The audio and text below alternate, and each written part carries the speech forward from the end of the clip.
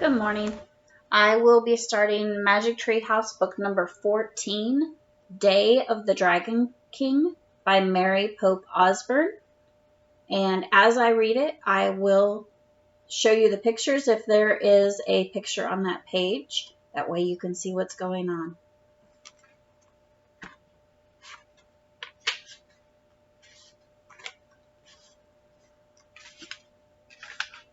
Chapter 1, The Bamboo Book. Annie peeked into Jack's room. Ready to go to China? She asked. Jack took a deep breath. Sure, he answered. Bring your secret library card, Annie said. I have mine in my pocket. Yep, said Jack. He opened his top dresser drawer and he took out a thin wooden card. The letters M.L. on it shimmered in the light. Jack dropped the card into his backpack and then he threw it into his notebook with a pencil.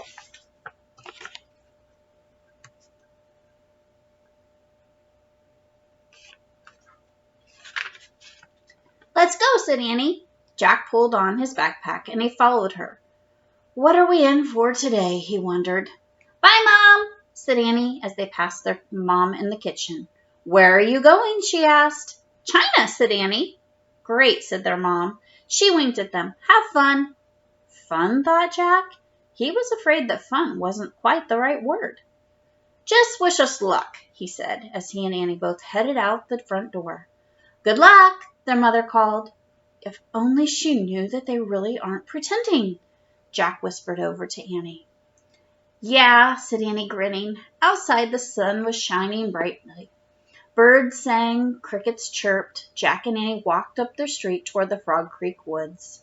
I wonder if the weather will be this nice in China, Annie said. I don't know. Remember, Morgan said this would be a very scary adventure, said Jack. They're always scary, said Annie, but we always meet animals who help us, or people. True, said Jack. I bet we meet someone great today, said Annie. Jack smiled. He was starting to feel excited now instead of scared. Let's hurry, he said. They ran into the Frog Creek woods and they slipped between the tall trees until they came to a huge oak tree. Hello, came a soft voice they both knew well. They looked up and Morgan was peering down from the Magic Tree House. Are you ready for your next mission as Master Librarians? The voice asked. Yes, said both Jack and Annie. They grabbed the rope ladder and they started up. Are we going to China? Asked Annie when they climbed into the tree house. Indeed, said Morgan. You're going to ancient China. Here is the title of the story that you must find. She held up a long strip of thin wood. It looked like a ruler, except it had strange writing on it instead of numbers. Long ago, the Chinese discovered how to make paper. It was one of the world's most important discoveries, said Morgan. But you are going to a time earlier than that, to a time when books were written on bamboo strips, much like this one. Wow, said Annie, pointing at the figures on the bamboo. So this is Chinese writing?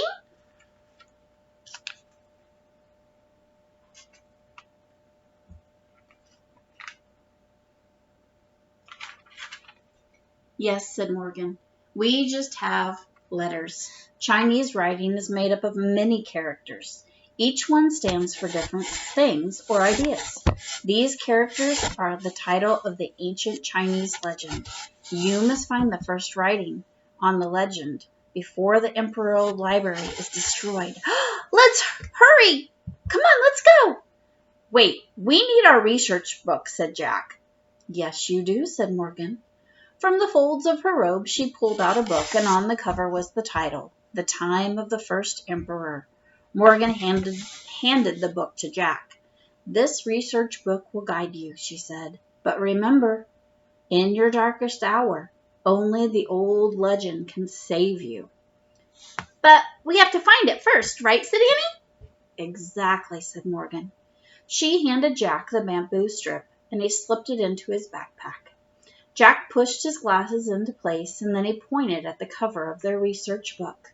I wish we could go there, he said. The wind started to blow. The treehouse started to spin. It started spinning faster and faster. And then everything was still. Absolutely still. Chapter 2, The Cowherd. "Oh, wow," said Annie. "These clothes feel so soft, and look, I have a pocket for my secret library card." Jack opened his eyes. Their clothes had magically changed. They no longer wore jeans, t-shirts, and sneakers. Instead, they had on baggy pants, loose shirts, straw shoes, and round hats. Annie's shirt had a pocket on it. Jack saw that his backpack had become a rough cloth sack. Inside were his research book, his notebook, his library card, and the bamboo strip. "Cows!" said Annie, looking out the window. Jack looked out too. The treehouse had landed in a lone tree in a sunny field. Cows grazed, and a young man stood watching over them. At the edge of the field was a farmhouse, and beyond the house was a walled city. "It looks so peaceful," said Annie.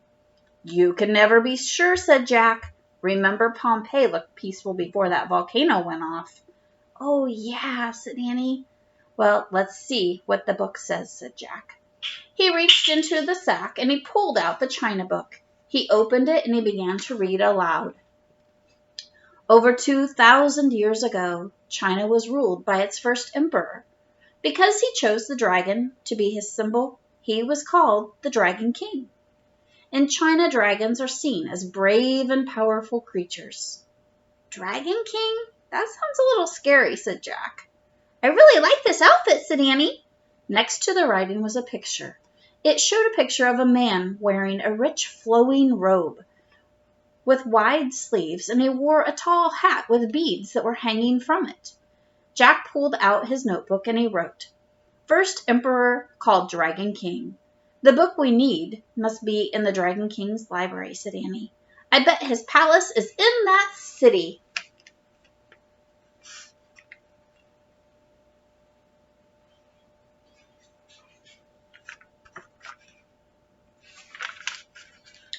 Jack looked up. "Right," he said. "And that's how to get there." He pointed across the field to a dirt road that led to the walled city. "Good plan," said Annie. She climbed out of the treehouse and started to go down the rope ladder. Jack threw the China book and his notebook into his sack. He slung the sack over his shoulder and he followed Annie. When they reached the ground, they started through the field. Look at that guy. He's waving at us," said Annie. The man tending the cows was shouting and he was waving. He started running towards them. "Uh-oh, what does he want?" said Jack. A moment later, the man stood in their path. He was young and handsome with a kind face. "Can you do me a favor?" he asked them. "I would be most grateful." "Of course," said Annie. "Please give a message to the silk weaver. You will see her at the farmhouse," said the young man. "Tell her to meet me there at twilight." "Sure, no problem," said Annie. The young man smiled. "Thank you," he said. Then he started to leave. "Wait, excuse me," said Jack. "Do you know where we can find the Imperial Library?" A look of horror crossed the man's face.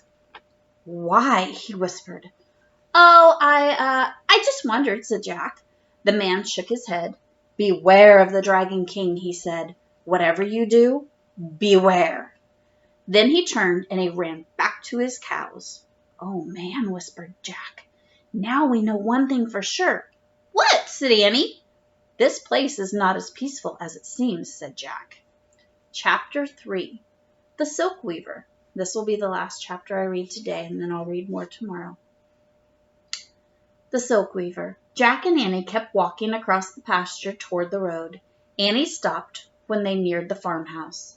"We have to find the Silk Weaver and give her the message," she said. "Let's do that on our way back," said Jack. "I'm worried about finding the Imperial Library." "What if we don't have time?" said Annie. "We promised, and he was so nice." Jack sighed. "Okay, let's find her fast, and remember to keep your head down so no one will notice us." Jack and Annie both bowed their heads as they headed toward the house. As they got closer, Jack peeked out from under his hat. An ox pulled a cart filled with hay. Men hoed the ground. Women pushed wheelbarrows piled high with grain. "There!" said Annie. She pointed over to an open porch where a young woman was weaving cloth on a loom. That must be her! Annie ran over to the silk weaver, and Jack looked around to see if anyone was watching. Luckily, all the farm workers seemed too busy to notice anything. Still looking around carefully, Jack walked toward the porch. Annie was already talking to the silk weaver. "What did he say?" the young woman asked. Her voice was soft, but it was very strong.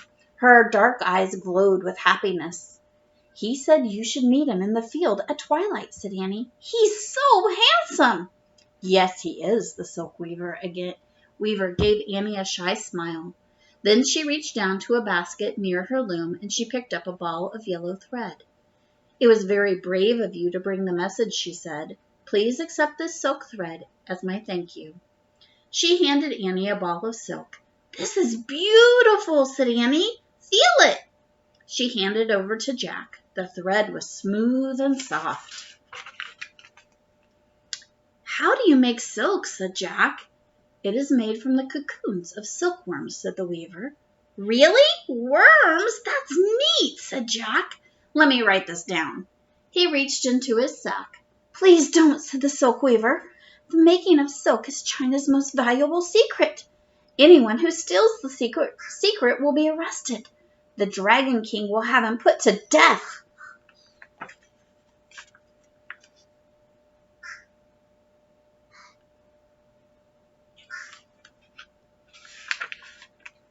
"Oops," said Jack. He dropped the ball of silk down into his sack. "I think you must leave quickly," whispered the silk weaver. "You have been seen." Jack looked over his shoulder. A man was pointing at them. "Let's go," he said. "Bye," said Annie. "Good luck on your date." "Thank you," said the silk weaver. "Come on," said Jack. They hurried away from the silk weaver. "Stop!" someone shouted. "Run!" said Annie. And I will start chapter 4 tomorrow. Have a great day, guys.